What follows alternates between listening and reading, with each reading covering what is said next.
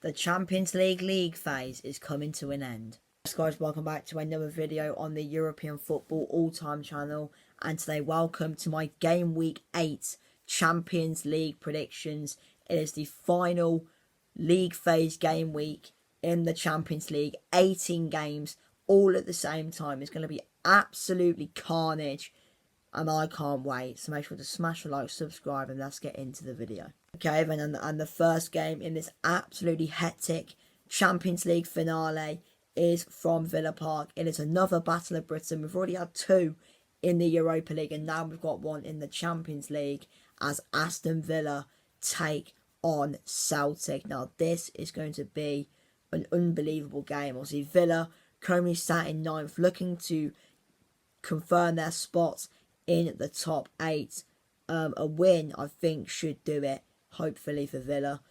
Celtic, they can also get into the top 8, but it probably realistically will be a playoff place for Celtic, which is actually good for them, to be fair, because Celtic haven't been in the knockout rounds for a very long time. Obviously, Villa, their last game in the Champions League was a 1-0 defeat against Monaco. Celtic winning by a 0-0 against Young Boys, but it could have been a lot more for Celtic. They had about, I think, was it like 4 goals disallowed. Kyogo, who obviously is now gone. Kyogo is gone. He's gone to Rennes. I bet. It's a massive blow for Celtic, but they've got Jota back. I know I do not mean Diogo Jota. They've got Jota. The song "When You Score, You Hear the Celtic Sing." Jota on the wing. Jota, that song is that play. He's back at Celtic, which I bet the Celtic fans are happy about, but they're probably a bit sad and disappointed that Kyogo is gone, because Kyogo is just probably one of Celtic's best players, and now he's gone. I have no clue where the goals are going to come from. Will Jota produce his wonders again? Who knows? Well, see, Villa, they drew 1-0 on the weekend with West Ham. Celtic didn't actually play, so their last game, Celtic, was that game with Young Boys, but Villa drew 1-1 with West Ham in the end. I thought the first half was very dominant from Villa. Second half, I'll probably say West Ham got back into it, and Villa were kind of holding on, really, towards the end, in my opinion. But, Villa, they have got no Tyrone Mings. Luca Digne had to push the centre back, and he didn't really have a good game, so I don't know. Maybe is Bogard have to play? I don't know if Bogard's in Villa's Champions League squad or not, but we'll have to see. But Celtic, I think Celtic are more than capable to get something, because they've done well in the Champions League. Celtic, they beat Leipzig. Celtic in the Champions League. That's how obviously they beat Leipzig, beat Young Boys, drew away at Zagreb, drew at home to Bruges. Bruges are a good team. Also, they drew away at Atalanta. They've actually done really well in the Champions League, Celtic. So maybe it is a possibility that Celtic could go to Villa Park and win.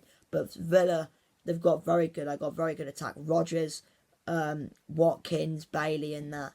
But like I said, with Kyogo going now, and obviously Jota can't play because teams can't change their Champions League squad till like the next phase of the tournament. So for that reason, I'm gonna go with a win for Villa, but I think Celtic will give it their all. It's gonna be a brilliant evening in Birmingham for the Celtic fans, and just for everyone connected with Celtic. But my prediction is 2-1 to Villa. And the next game is Barcelona against Atalanta. Another good game. Obviously, Barcelona are through to the round of 16. The round of 16, they will be in the top 8. Whether they'll guarantee second. They could actually. Can they finish top? Yeah, they can. Barcelona can actually still top the group, top the league table. Sorry. So if they win, Liverpool lose. I think if Barca win, Liverpool lose, Barca could top the Champions League on goal difference, I think. Atalanta haven't got the job done just yet. They are currently sat in 7th, but I think a win should do the job for Atalanta to secure their spot in the top 8. It's probably not the fixture Atalanta would have wanted. Barcelona, very good side. They got a massive win on the weekend. They absolutely smashed Valencia 7-1.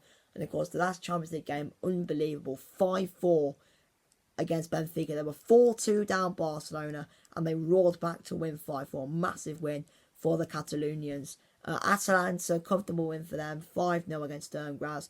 Only 2-1 against Como on the weekend, but that just is what it is. But to be fair, Atalanta are very good defensively, so it might be difficult for the Barca attack to break down the Atalanta defence. But I'm going to go with a high-scoring game, really, because Barca, that backline did get, in the Benfica game, the backline did get exposed a couple of times by, the likes of Pavlidis for Benfica and that. And Atalanta, they've got the likes of the Catalaros on form recently, Adamola Lookman as well, Rategui, who I think scored in that win against Sturm Graz. But, yeah, I'm going to go high-scoring game. Barcelona 3, Atalanta 2. And the next game is from the Bayer Arena as Bayer Leverkusen as well, looking to confirm a top 8 finish. They take on Sparta Prague, who are out. They cannot go through. So it is the last Champions League game for Sparta Prague. I mean, it's the first time in a while that Sparta Prague have been in the Champions League. So they'll just be living it in for the moment. I mean, I don't know where they are in the Czech League at the moment, but Leverkusen know a win, probably should do it really. And they've got a favourable fixture. They're playing a team that can't even go through. It's mathematically impossible. I mean, it is literally impossible. Sparta Prague 29th on 4 points, and Stuttgart, who are in the final playoff place, are on 10 points. So it's a 6-point difference. So unless the rules have changed, then Sparta Prague can't go through. But Leverkusen, I didn't watch the game against Atletico Madrid. Atletico defended well. It was tough for Leverkusen to break down the defence, that Atleti defence. Yeah, Atleti did win in the end, but Leverkusen were all right, to be fair. But yeah, I think at home I'll back Leverkusen to win this game. So my prediction, I'm going to go comfortable 3-0 win for Bayer Leverkusen. And the next game is from the Allianz Arena. We are staying in Germany as Bayern Munich take on Slovan Bratislava. Now Bayern, they're currently sat 15th, so could Bayern actually miss out on a top 8 finish? But again, they've got a favourable fixture. Slavia Prague currently down in 35th actually. They've played 7 games, Slovan. They've lost all 7 of them. They've already scored 6. They've conceded 24 goals, which I think is the most. Yeah, it is. They've conceded the most goals in the Champions League, Slovan Bratislava. So playing Bayern is not what they want. So Bayern, I mean, really, they've just got to score a load of goals, really, because I mean, it's literally so tight from literally you've got teams on like 12 points can go through. We've got 11, 12. I mean, even teams on 11 points as well. So you got from like Club Brugge in 20th up to about Atalanta in 7th. So from 7th to 20th, I actually have a chance of going through. But Bayern, I think they'll win, really. Slovan are crap, and they just really score a lot of goals, really, which we'll probably have, because, like I said, Slovan have conceded the most goals in the tournament. So, yeah, I'm going to go with a big win, 5-0 to Bayern Munich. Will that be enough to secure a top 8 finish? We'll have to see. So, yeah. And we're staying in Germany again, and we're going to Signal Iduna Park as Dortmund take on Shakhtar Donetsk. Now, Dortmund are in a bit of a mess at the moment. No wins in 5 games for Borussia Dortmund. A 2-1 defeat against Bologna in the Champions League. I mean, from what I saw, brilliant turnaround from Bologna. A 2-2 draw on the weekend with Werder Bremen. Of course, some big news coming out of Dortmund after that Bologna game, that the manager, Nuri Sahin, is gone. They haven't got a manager yet, so it will be the Dortmund under-19 manager, Mike Tulberg, who will be taking charge for this game. I mean, apparently they could be getting Niko Kovac, the former Bayern manager. So, yeah, Shakhtar got a good win. Fair play to them. They beat Brest by 2 goals, and Brest, kind of the underdog story in the Champions League this season. So a big win for the Ukrainians. But, the way Dortmund are going at the moment, I can see Shakhtar against something, but, that Dortmund attack, Gurasi, Adeyemi, Gittins and that. But, yeah, I don't know what's going on with Dortmund, really. I think they're like 10th in the Bundesliga. They're really struggling at the moment. And, like I said, they drew 2-2 to Werder Bremen on the weekend. Obviously, Shakhtar, like I said, 2-0 win against Brest. So at Dortmund, I mean, they could miss out on a top 8 finish here. I mean, they're guaranteed playoffs anyway. So Dortmund might have to go through the playoffs. And to be honest, I think that is what's going to happen. I think Borussia Dortmund are going to miss out on the top 8. I actually think Dortmund are going to drop points here. I don't think they're going to lose. I think it's going to be a draw. Borussia Dortmund 2, Shakhtar Donetsk 2. A big result for Shakhtar. And Dortmund, they're going to be battling out in the playoffs. And we can finally leave Germany and head to La France, to the Stade de Rudeduro in Thionbang. I can't pronounce that place, but yeah, it's Brest against Real Madrid. Now, Real Madrid as well, just like the likes of Bayern Munich and Dortmund, they need a win as well, Real Madrid, to keep their chances of a top 8 finish alive. But it won't be easy because Brest have been the underdog story. Of course, I know I just said they lost 2-0 to Shakhtar, but Brest in the Champions League this season have been very, very good. They've been in the top 8 for a majority, but they have kind of fallen out of it. But they're only off the top 8 by goal difference. Brest's goal difference is +2, and the team in 8th, which is Bayer Leverkusen, are on +6. I mean, Real Madrid are on +5 as well. But you know, Real Madrid, I mean, they had to beat Salzburg. They did. Easy stuff. And of course, Mbappe with his first hat-trick as well on the weekend. With a 3-0 win against Real Valladolid. Real extending their gap at the top of La Liga to 4 points, I think it is now. Between them and Atletico and Barca. I'm not sure what the gap is to Barcelona. I think it's 7 to Barca and 4 to Atletico. I'm not sure. But yeah, Real need a win. But it won't be easy because Brest have done really well, and I'm sure a lot of Brest fans will be going to this game just because it is Real Madrid at the end of the day. But yeah, I'm going to go with win for Los Blancos. They're going to get the win.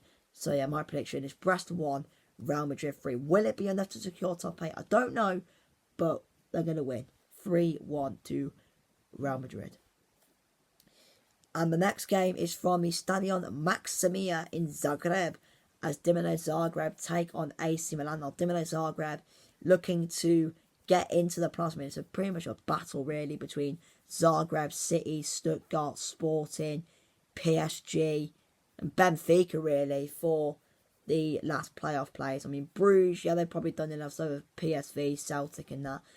AC Milan currently in 6th. They are looking to confirm and finish in the top 8. But, you know, Zagreb, you know, they need a win, like I said. Of course, the last Champions League game was that 3-0 defeat against Arsenal. I mean, they've had the last 3 games have been tough. Arsenal, Celtic, and Dortmund. So 3 tough games they've had. And it's another tough one against Milan, who, you know, are doing well at the moment. Milan, I mean, they only just about beat Parma, because I think there was a little bit of a bust-up, or nearly a bust-up, between the manager, Conceição, and Calabria, I think it was.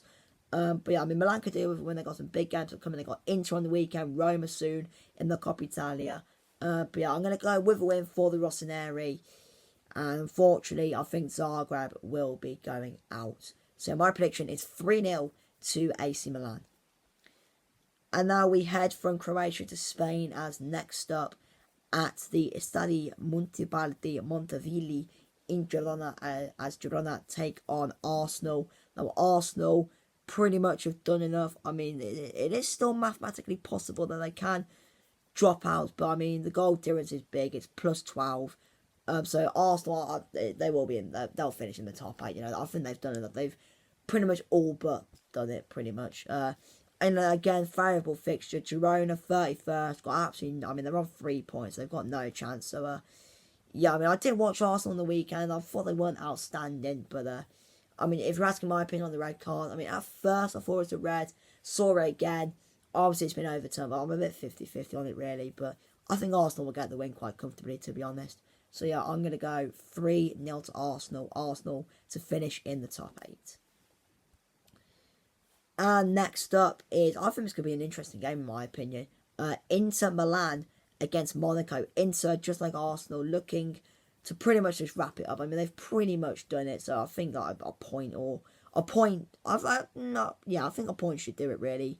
I mean, you got Villa, goal difference isn't far from Inter, Monaco as well, but a draw maybe might do it, but a win should do it, really. But it won't be easy, though. Monaco, I did watch the Villa game, and they played well, and I tell you what, Wilfried Singo, the centre-back for Monaco, I thought was really, really good.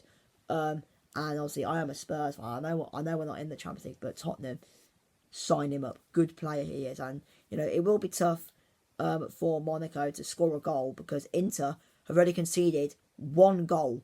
And that's crazy. They've already conceded 1 goal. That was against Leverkusen. So yeah, Inter very good defensively, but Monaco have got some good players going forward. They've got Imbolo, Ben Seguir, Minamino, and that. I tell you what as well. That Mavisa was decent as well. Didn't see much of Vanderson, to be honest, but they've got good attacking players, Monaco, which will make it difficult for that Inter back three, which is, according to FotMob, it's going to be Pavard, De Vrij, and Alessandro Bastoni, obviously with Jan Sommer in goal. But I don't know. I just think, from what I saw in the Monaco game, Monaco going forward were very good in my opinion. They got, like I said, Ben Seguir. Imbolo didn't really do much, but yeah, I think they're going to get a result here, Monaco. Probably not what Inter want. It might be enough for Inter. I'm not sure though. I'm going to go with a draw, a high scoring draw. Inter Milan 2, Monaco 2. I'm going to go 2-2. Monaco to get a result at the San Siro. And we are staying in Italy. We're staying in the north of Italy as well, as we're heading to Turin, to the Allianz Stadium, as Juve take on Benfica. Now, Juve also needing a result to finish in the top 8, but it won't be easy because Benfica, who I think Benfica can get into the top 8. And Benfica, I didn't watch the game against Barcelona, but from what I saw, they played very well. I think a hat-trick for the Greek striker, Vangelis Pavlidis. Yeah, Juve, their last game was a 2-1 defeat against Napoli, but Napoli is just unbelievable at the moment. And a 0-0 draw against Bruges as well. Benfica, like I said, they got Pavlidis, who I think just scored a hat-trick against Barcelona. And now they've got Di Maria as well. They've got the midfield, they've got Cocu, Luis, and that.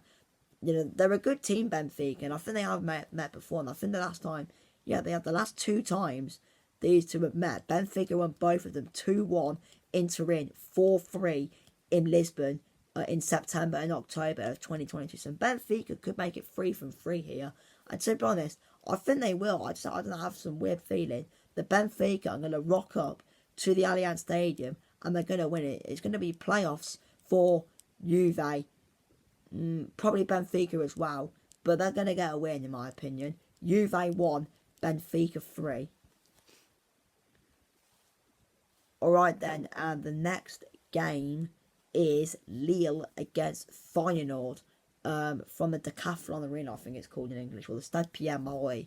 It's 12th against 11, so again, both of these teams can finish in the top 8, because it does depend on other results as well. The teams around them, like Villa, Monaco, Leverkusen, Brest, Dortmund, Bayern, Real, Juve, Celtic, etc. But Lille did lose to Liverpool. But from what I saw, apparently, according to Jason Cundy on Talks, apparently Liverpool were a bit boring, but everyone was arguing against him. But I didn't watch, so I can't really comment. But Feyenoord beat Bayern Munich, so fair play to them, big win for Feyenoord. And plus as well, they've actually got a few big games coming. They've got Lille tomorrow, Ajax on the weekend, and then in the Cup they've got PSV. So 3 big games upcoming all the way from home for Feyenoord. Before they've got Sparta Rotterdam, which is that the Rotterdam derby? I think it is. I think it's Feyenoord's in Rotterdam, isn't it? I think it is. But yeah, people will tell me in the comments. But yeah, both teams going forward are good. Got Feyenoord, Jimenez and that, Lille with David and that. Tough game to call really. It could go either way, but I'll sit on the fence. I'm going to go with another high scoring draw. Lille 2, Feyenoord 2. 2-2. Okay, and the next game, probably if you're looking at all the English clubs or British clubs, it's probably the biggest game for the English or British clubs. It's Manchester City take on Bruges. Take on Club Bruges of Belgium. Now, Man City, a draw is not enough. If they lose or draw, Manchester City will crash out of the Champions League. City have to win this game, and everyone will be saying, oh, it's only Bruges, they'll win like 5-0. They won't, because I've watched Club Bruges twice in the Champions League. I watched them against AC Milan and I watched them against Villa. And I did watch the highlights of the Juve game as well. They are a good team. Bruges are a good team. They play a bit similar to Manchester City, like to get the defence up high and that. So it might feel like it kind of might feel like a basketball game really, but Bruges are a good team. They've got some decent players. Some English viewers might know Christoph Zolis, formerly of Norwich City. You got Simon Mignolet as well, at Liverpool. But the captain, Hans Van Aken, very good player. Oh shit, hold on, I didn't mean to do that. But they got Van Aken, the striker Ferran Jaculga of Spain. He's decent. The defence is decent as well. De Kuiper, they do like to play it down the line. They like to move the ball down the wing a lot. Ordenes as well, Michele and that. They are, you know, they're a good team, Bruges. You know, like I said, most people will be expecting City to win like 5-0, but I don't think it'll be that easy for City because Bruges, for me, are a very, very good team. And I mean, looking where they are as well, they could get knocked out as well, potentially. I mean, their goal difference is in the minuses. So, I mean, even though they're on 11 points, and, you know, the likes of City and Zagreb on 8 points, I think it's still a possibility that Bruges could get knocked out. But yeah, it's going to be a high-scoring game. City are under massive pressure, really. And like I said, I don't think it'll be easy because Bruges are a very good team. So, yeah, I think City will win, but it'll be a high-scoring game. Bruges will make it tough. I'm going to go 3-2 to Manchester City. Man City will go into the playoffs. And next up, we're speaking about another English team as PSV take on Liverpool. Liverpool have already done their bit, but Liverpool, and they have literally, no, there's no Salah in Eindhoven, no Salah. They've rested a lot of big boys, so I mean, PSV might have a chance. You know, have Liverpool rested too many players? Obviously, I know they got a big game of the weekend in the Premier against Bournemouth. Then of course they got the cup games. They got Tottenham in the cup, in the League Cup, and they got Plymouth in the FA Cup. Of course, Plymouth for the Championship in England. But yeah, I mean PSV got they beat Red Star. Luke De Jong doing well recently. Got Bakayoko in that. I'd probably say it is a bit of a risk, you know, not sending out Salah in that, because PSV are a good team, don't get me wrong. Where are PSV? They're currently 19th at the moment, so yeah, they probably won't get knocked out. And can they get top 8? I think they can. They can get top 8 PSV, but they probably won't because of all the other teams playing. But, you know, I'm going to go with a bit of a shock here. I just think Liverpool resting all these players, I think it might cost them. So I'm going to go with the PSV. I'm going to go bold. 3-1 to PSV Eindhoven. PSV are going to beat Liverpool, in my opinion.